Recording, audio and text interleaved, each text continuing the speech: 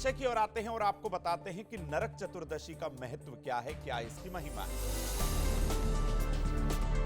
देखिए, कार्तिक मास के कृष्ण पक्ष की चतुर्दशी के दिन भगवान कृष्ण ने नरकासुर नाम के राक्षस का अपनी पत्नी सत्यभामा की मदद से वध किया था। इसी कारण इस तिथि को नरक चतुर्दशी के नाम से हम सभी लोग जानते हैं। छोटी दीपावली भी ये होती है, काली चतुर्दशी भी इसे कहा जाता है। इस दिन सूर्योदय से पहले यम तर्पण करके यमराज की विशेष पूजा अर्चना की जाती है और शाम के समय कष्टों से बचने के लिए, अपनी तमाम समस्याओं को खत्म करने के लिए दीपदान दिया जाता है। कार्तिक मास के कृष्ण पक्ष की चतुर्दशी तिथि 11 नवंबर 2023 को दोपहर 1:58 से शुरू होगी और 12 नवंबर 2023 को दोपहर 2:45 पर समाप्त होगी। अब उदया तिथि के हिसाब से बात करें मित्रों, तो भाई उदया तिथि के अनुसार 12 नवंबर 2023 को दोपहर 2:45 से पहले आप छोटी दीपावली अर्थात नरक चतुर्दशी का पर्व मना सकते हैं, लेकिन इस दिन बड़ी दीपावली भी होगी, ये भी आप जान लीजिए। तो बेहतर होगा कि आप 11 तारीख को ही इस पर्व को मनाएं तो सर्वश्रेष्ठ रहेगा। देवी काली और हनुमान जी की पूजा अर्चना करने के साथ ही यम देवता की पूजा अर्चना 11 नवंबर 2023 को होगी, इसे भी आप नोट करिए। अपने घर के मुख्य द्वार पर यमदीप जलाया जाता है इस दिन मित्रों, और इस दिन कम से कम 14 की संख्या में घर में दीपक अवश्य जलाएं।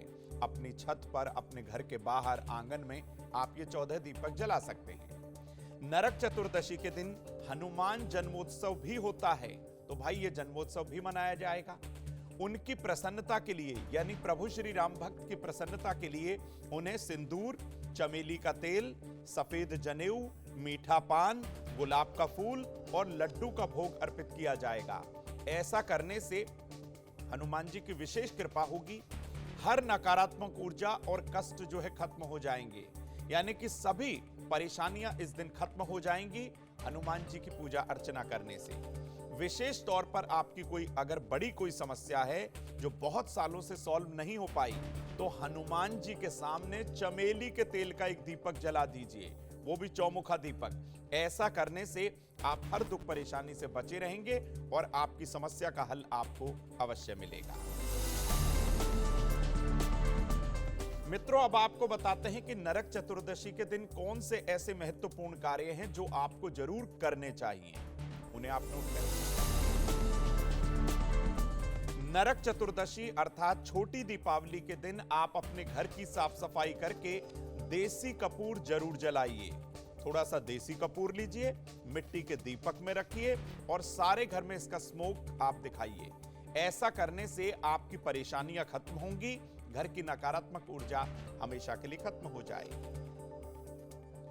घर की सारी गंदगी, कबाड़, टूटे फूटे बर्तन, खराब इलेक्ट्रॉनिक सामान, टूटा हुआ कांच का सामान अपने घर से निकाल दीजिए। नरक चतुर्दशी के दिन स्नान से पहले अपने शरीर पर तिल का तेल और उबटन अवश्य लगाइए। ऐसा करने से भगवान श्री हरि का आशीर्वाद मिलेगा और ये वो तिथि होती है मित्रों जब तिल के तेल का और उबटन का प्रयोग किया जाता है। इससे आपको निरोगी काया मिलती है, आपके सौंदर्य में निखार आता है और कहीं ना कहीं शुभता भी आपको मिलती है। इस दिन अपने माथे पर केसर चंदन का तिलक दक्षिण दिशा की ओर चेहरा करके जरूर लगाएं और दक्षिण दिशा की ओर चेहरा करके भगवान कृष्ण और भगवान यमराज की पूजा अर्चना आपको अवश्य करनी है। मित्रों, अब आपको बताते हैं कि नरक चतुर्दशी पर क्या आपको कार्य नहीं करना है।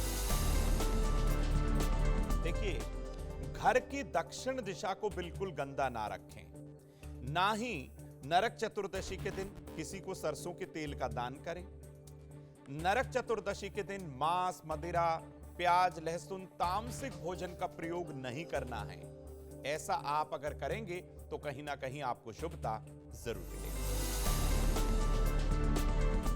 अब आपको बताते हैं कि नरक चतुर्दशी पर पूजा का शुभ मुहूर्त क्या है। देखिए, नरक चतुर्दशी के दिन ब्रह्म मुहूर्त का समय सुबह 4:58 से 5:45 तक रहने वाला है। इस दिन के अभिजीत मुहूर्त को आप नोट करें। सुबह 11:43 से दोपहर 12:27 तक ये समय रहेगा। इस दिन गोधूली वेला का आप समय नोट कर लीजिए। शाम 5:30 से 5:56 तक ये विशेष समय है। अब आपको बताते हैं कि एक निश्चित पूजा मुहूर्त भी होता है। वह निश्चित काल कब रहेगा उसे आपको नोट कर लेना चाहिए। रात्रि 11:40 से और 12:30 तक ये वो निश्चित काल रहेगा जब आप भगवान श्री कृष्ण की पूजा अर्चना करेंगे। अपनी तमाम परेशानियों को खत्म करने की प्रार्थना श्री हरि से जरूर करेंगे। अब अभ्यंग स्नान का आप मुहूर्त नोट कर लीजिए।